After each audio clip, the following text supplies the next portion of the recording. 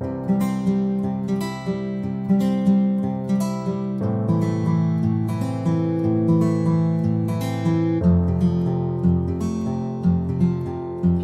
it's Tiffany Lorraine, the Resilient Mother, with another episode on the Resilient Mother podcast. Today, my guest is a dear friend from a leadership training that he did with Hardcore Leadership. Her name is Anna Garrett.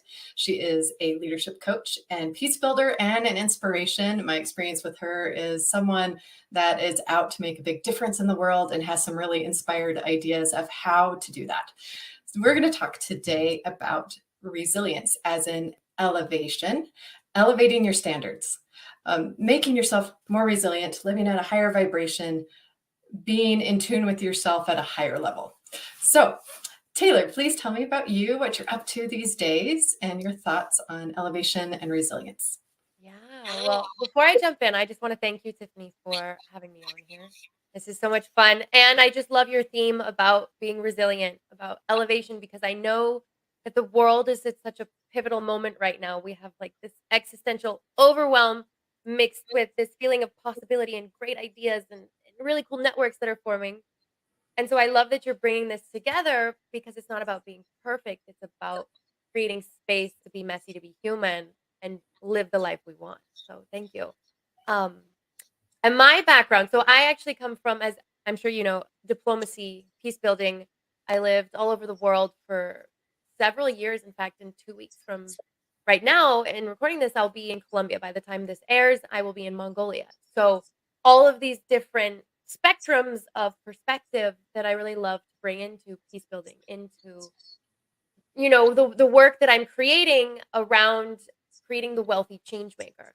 That's the brand I'm building. The course that I'm building right now is about how do we be the impact we want to see in the world, we want to experience and enjoy the process too, because so often our change makers, sell out to time issues, bureaucracy, burnout, and we just don't know how, including myself, in the past, we don't know how to value ourselves and we don't know how to change the world with the 24 hours in the day that we have. So that's a little schmidgen about me. Yeah, that's what brings me here with you. And how would you define resilience? Mm. It's such a great word because with change, there is always this, like things won't be the same, right? And so life will be life and throw things at us that we can't really handle or that we feel like we can't handle. And so I would define resilience as the ah it's like a rubber band, being able to snap back, right? And so Mhm. resilience is really that way of being that's about up leveling and creating possibility when there is like perceived uncertainty and hardship and challenges. Yeah. And how would you define elevate? Mm. This is the fun one because that's so relative to like I see a spectrum of colors and it's really about up leveling. Like where is your gap in your leadership?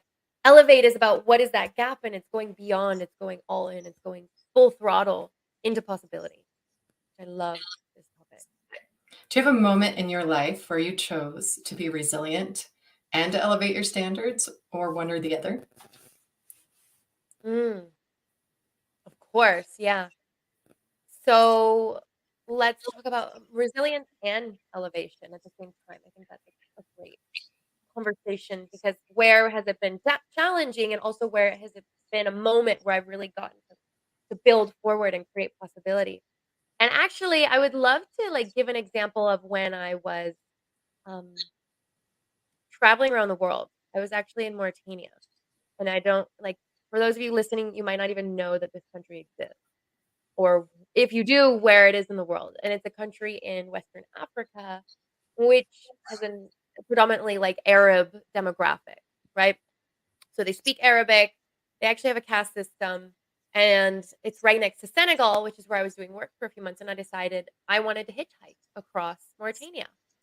And so, as a 24-year-old girl, 23-year-old, woman at the time, it wasn't a great idea. And so I actually figured out how to generate a fellow traveler from Canada to go across with me. But when I was there, what I was able to create wasn't something I could have planned for. And that's the thing about elevation is it's not something you plan. It's not something you can get the steps on how to do. It's like I wanted to hitchhike across the country. I wanted to experience the possibility that it held. There were like oases, like real Sahara oases. And there's the longest train in the world that I actually figured out how do we hitchhike? Like how can we hop on top of this iron ore train and go 15 hours to the coast? And your normal person would say that's insane. Why would you do that? But for me, elevation is really about going to the barriers that I think are possible and allowing things to happen in flow for us, whether it's God or universe or source or whatever, Krishna, it doesn't matter. Like whatever you believe in, getting to trust, that's elevation, is trusting. Elevation is about allowing yourself to go beyond what you think is possible. And that's what I created in Mauritania on this train, the longest train in the world, going on that, figuring out how do I get to this little village to take me to the coast and create possibility to be free under the Sahara stars when I didn't know how it was going to happen. I didn't know where I was going to sleep that night most of the time when I was traveling. So that would be like long story short. Elevation is about going beyond the barriers. Yeah. Being open to the possibilities, having an idea, going for it, and just knowing whatever comes, whatever obstacles come along the way, you'll be resilient and you'll let the experience elevate you to something new. I think that's the way you're describing it. And I think sometimes we get really stuck in the details, or we get really black and white with how we think something has to work out. And that doesn't allow flexibility for possibilities. That doesn't allow room to be open to something new to be created or experienced. And often that can be something beyond what we could have thought possible for ourselves and a potential that we didn't know we needed to step into. And I think that's really what elevating is all about. And when we do that, I think the beautiful thing is that it gives permission for other people to do the same, because they see somebody else stretching and growing and going beyond where they were before. And then someone can go, oh, I know, I can do that too. When we look at world records being broken, we'd say, oh, there was only the 4-minute mile, right? And then some, or whatever the record is, don't quote me on that, but somebody breaks it. And then everybody's like, oh, it's possible to do a shorter mile because somebody created a new possibility. But nobody strove for it before until somebody else made that possibility. Yeah. Did you hear? I mean, as you're talking about this, it's such a great topic. Like a week or two ago, at the time of this recording, there was a man who did a whole year straight. I don't know if you heard about this, like 365 days. He did a marathon every day for 1 year. Isn't that insane? Yes. Like, so he broke a world record, and most people thought like that's not possible, but he did a marathon every day for 365 days. And I just think that's insane. Because Wow. most of us work like I'll do one marathon in my life, maybe, or Right? whatever. Right? Yeah. And just think about what did he break open for everybody else in the world, because he was the permission to say, you know what, F it, right? I'm just going to create. I'm going to see what's possible with my body. And there's a key word there, permission. He gave himself permission. And I think that's the thing that holds us back sometimes, is we have to give ourselves permission. We may have this back talk of, I'm not worthy, I'm not enough, it's not the right time, when really you are worthy, you are enough, and there's never the right time. Sometimes it's just a matter of moving forward in faith in yourself and in exploration and creativity and curiosity. I think we have more of that as children, and we kind of lose it as we get older. And I think we need to get back in touch with that curiosity and that excitement for life, and get out of complacency, get out of, not that routines and habits and things aren't good, but sometimes you need to shake it up in order to elevate. Yeah. Yeah. I mean, I love that, because it's about what I'm hearing you say is authenticity. Like we get to be authentic, and we get to give ourselves permission to be authentic. Like just before, we jumped on here, it was like we were talking about, your kids, and like it's so uncertain, and how do we be resilient when you've got a 2-year-old banging on the walls, and you're like, okay, I just want to create this space. And I love that we're bringing this up because it's the real possibility. What do I create? Like, how are we creating this right now when you got your 2-year-old who's being 2 and being fantastic and fun, and that childhood, like that childlike love, right? And Yeah. also bring that into momentum and commitment at the same time so that we're finishing what we start, Yeah. right? Because mom is part of my identity. That's part of what's stretching me. That's part of what's elevating me. It's elevated my love. It's elevated who I am, the depth of how I feel things and move in the world. So I can't remove that from what I'm doing. And you don't have to remove who you are to elevate it. You take that along with you. You take all the experiences with you and you make it into positive things. So yeah, thank you. Yeah. Yeah, I love that, and that's what you're I mean, that's what I love about what you're creating with Resilient You, is you are opening up a space, Tiffany, to, like, transform what resilience means, like, actually having a conversation, what does resilience mean to you, and to, like, when you've got the 2-year-old banging, or when you've got to be here at a certain time, and you still get to pay the bills and work, and, like, how does all of this get to become a get to, rather than, the have to world, which Right. is a really key part about elevation is we can't elevate when our life is in survival. Like, we can't elevate when I have to do everything, when I have to take a shower. I catch myself. It's like, how many times a week do I have to wash my hair? Because as a woman, it's like working out. It's really a conversation I have in my head, Mhm. with long hair, and it's how do we start moving from survival into possibility or in creation so that we can elevate, because we can't elevate when we're worrying about paying our bills. We're worrying about, how much time we don't have. We're worrying about like what we're going to eat for dinner tonight, Yeah. right?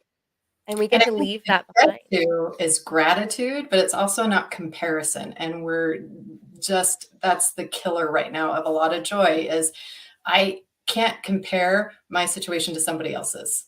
Mine is very different and it's got its pros and its cons, sure. But if I'm grateful and I turn it around to I get to, then it becomes something beautiful and everything I see is beautiful. Whereas what you're talking about starts limiting things. Like I have to have this, I have to measure up to this, I have to no, just be the best you that you can be in that moment and see the beauty everywhere because it is everywhere in every moment. And we have so much we take for granted thinking we need more, but that is a insatiable appetite that can never be fulfilled if we keep striving to be like someone else, if we compare ourselves to other people. That doesn't elevate. When it comes down to it, and what I like about Resilient You ending on you is going to be ending on unique. We are all unique individuals. We all have unique resilience. We all have unique lives. We all have unique gifts. We all have a unique way to elevate. And my elevation may not look like yours. You're a world traveler, you're a diplomat, you're into things that I can't even comprehend getting myself into. But I admire that about you and your passion and your wisdom for the age that you are, which is why I feel so blessed to have you on here. And the other way around, here's me with what my life is, making the most of it as well, but we're elevating each other by being here and creating this in this moment because we're bringing our best selves forward. Yeah. And what you just said, this is such a key piece. I love that you bring it in the collaboration, like the unity, the possibility. A lot of us, I know, like I myself, tried to lone wolf a lot of my life. Like, I tried to do it all myself. I thought nobody else could do it as good as me, and it was this perfectionism that would come in, and it was hard. Like, everything was so much harder because nobody could do it, like, as good as I could. I didn't trust anybody. And that lone wolfing, we cannot elevate, right? And elevation is such a high empowered state that only we can generate in ourselves. But if we're lone wolfing it and we don't trust people and we keep selling ourselves out on these belief systems that I don't know, like I don't know the answer, right? I keep hearing a lot of my like people around me, like clients saying this, pretending like they don't know. And yet the thing is we do know. We do know what we want. We do know what we want to create. And what you said earlier, it's about that permission. Like, when was the last time you gave yourself permission to choose what you want and then go and collaborate and see, okay, who can support me and who Mhm. can I support? That's where elevation comes from, which is, that like, what do we call it in nature? Synergy. What is it called? Where you have two coming together. Yeah, synergy. Yeah. Yeah. Okay. Yeah. Yeah. It's it's like this building in negotiations, like in the world of negotiations. Because I study, I worked a lot in mediation and negotiation with conflict, right? We would call this integrative bargaining because a lot of us will think of, cutting the pie into smaller pieces like a car salesman, negotiation tactic. And when we start to get integrative is when we're expanding the pie and we're thinking about what is the possibility we can create that we can't see when we're in survival, right? And that's what elevation is so cool is like when we start stepping into that, we start to see possibilities that didn't exist before when we were cutting our costs, thinking about how things were too expensive, thinking about how chaotic the world is and how dangerous it is. Like we can't see elevation, we can't experience it when we're in survival. And so I love that you bring in that collaboration piece because that's where elevation becomes possible. It's like I see Tiffany's got this amazing podcast and I can serve on it and we can see like who can we connect to possibility here, and Tiffany thinks of me, and then later down the road we build something even bigger together. And so that's Yeah. the beauty of what you're creating here is it's collaboration. It goes beyond just me and you. And it's this thing where like we bring out the best in each other. And we need so much more of that in the world. It's not about competition. Just like comparison, it's not about competition. It's about a win-win. This is a win-win for both of us. We get to share a message, we get to collaborate, we get to show other people what's possible and create a space for others to see the potential of what the world could be if we all just took a moment to stop worrying so much and just be in this moment. That's what you have power in right now. Right now is your moment to elevate. Don't worry about what's back there. Don't worry about what's in front of you yet. Just be here and feel, and you'll know what you need to do in this moment. The human race has, like you said, this great opportunity right now. And we have creativity in us. We have curiosity in us. It's bringing that out in each other that's going to create solutions. But we need to create a safe space. I think there's a lot of distrust in the world today. I think there's a lot of confusion because there's a lot of misleading things. And that comes back to being authentic. We have to show up as our authentic selves so that we can show we genuinely care. And when we show that we care about someone else, we can build that trust and then we can elevate. But we can't elevate from a place of being greedy or after something or even being attached to an outcome or an expectation. It has to just be let this create itself. Let's just bring the best of me to it. Let's let someone else bring the best to it. And let's see what that creates and what that builds on top of each other. Yeah. So this is such a good such a great topic because when we're talking about it, okay, it seems like yeah, detach from the outcome, let it go. So I want to like pick your brain, Tiffany. Like, how do you when it's so inborn in us, like we've been practicing for decades. Like, I need to operate a certain way, or else I won't be able to pay the bills. Like, attached to that outcome kind of piece. How did you start letting go of outcomes when it felt so like I need to tick the box. I need to get the A grade. I need to get the bills paid. Like whatever that is, how did you start shifting from that place of, you know, doing and trying to get it right and survival into that possibility space where it's really about being and being present right now, like you said. Like how did you shift? Like what do Well, you create right being a now? recovering perfectionist, I'll just put that out there. That Yeah. definitely hits the nail with me. And I had to realize something. I was living in fear. I was so used to outside validation to tell me I was okay, to tell me I had worth, to tell me who I needed to be. And when I flipped that on its head and I said, wait, who am I in all of this? Am I just letting other people, like a puppet chameleon, make decisions for me, or am I making these decisions for myself? So I had to go back and see in my life and think about the times I felt the most alive, the times I felt the most in tune with myself. And what it came down to is fear and love cannot really exist in the same place. I had to really get true with what I loved about myself and what I loved about life and what I loved about others and align things where I can be doing those things because those things attract that back. If you live in fear, you live in survival, and you're stuck in worrying about everything, and you can't see the solutions. You're stuck in the problem. But within myself, I had to also trust.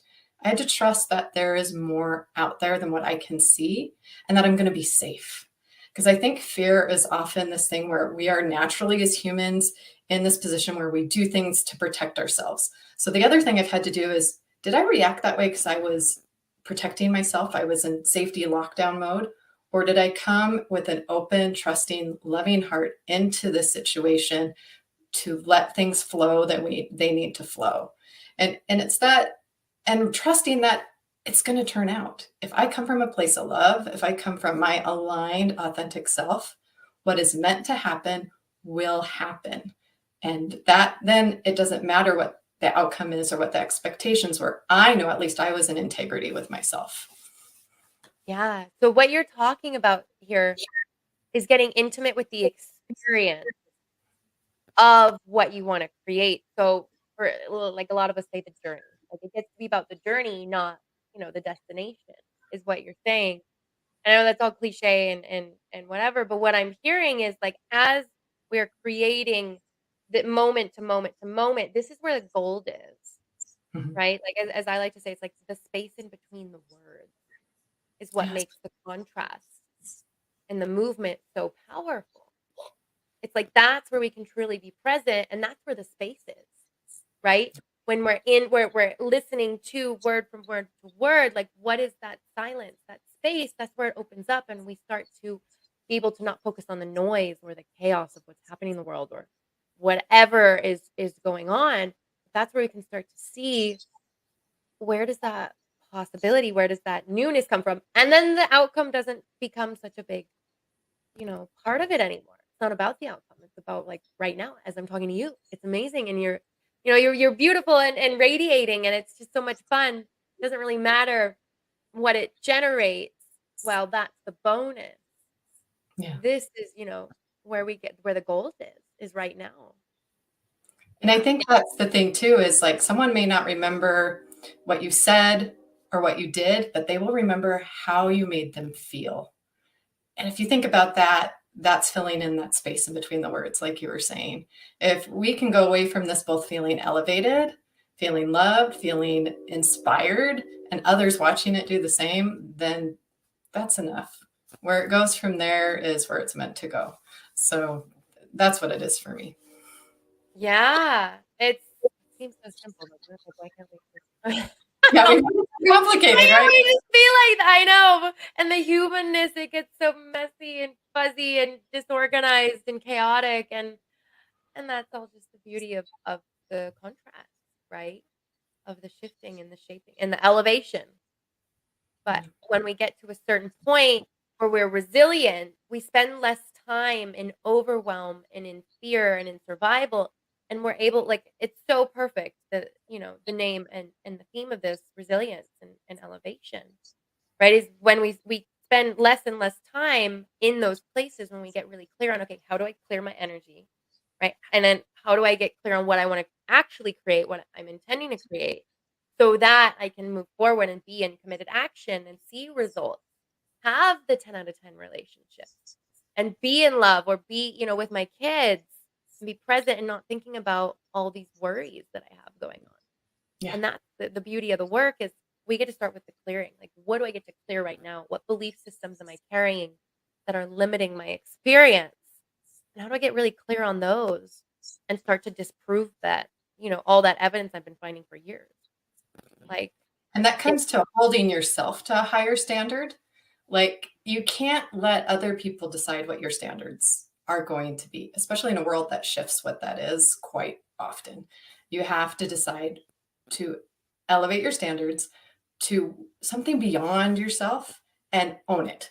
Own this is my new level of living and not let and create boundaries around that and protect that so that you're still available in that way that is going to create more options for others.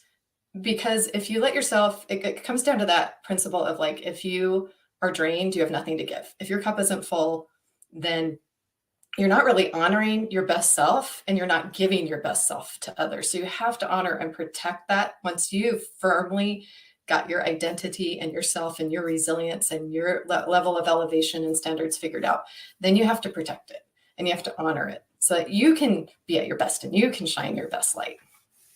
Yeah, it's so important.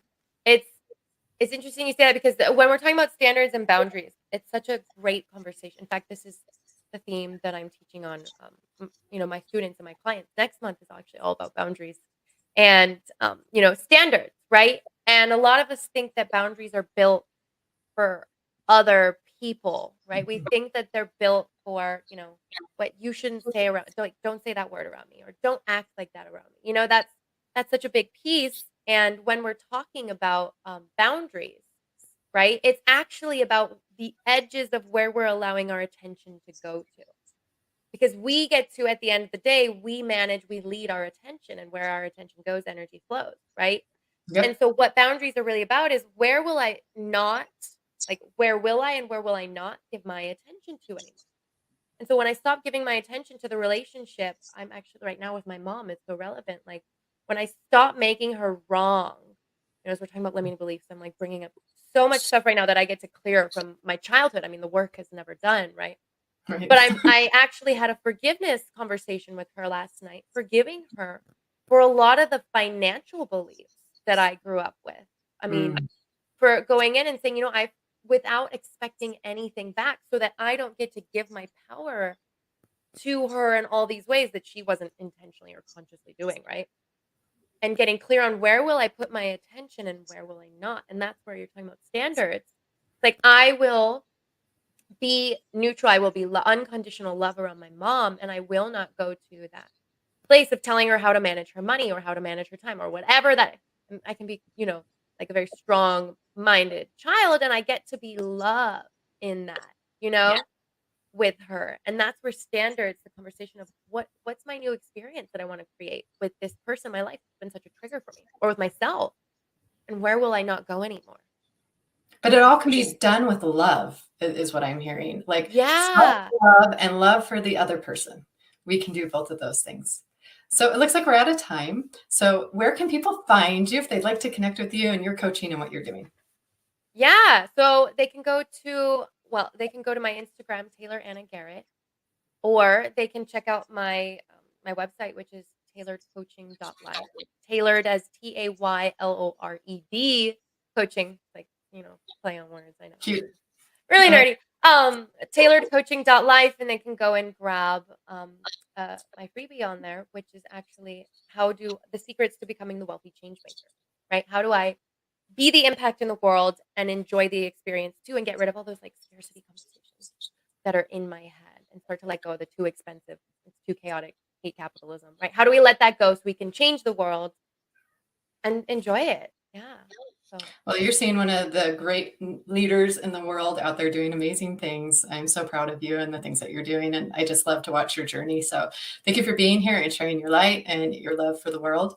And if you want to connect with me, my link's right down there. And I also do coaching and I teach resilience, and I specialize in trauma survivors stepping into their resilience. And if that's you, let's chat. All right. Take care. Till next time, guys. thank you.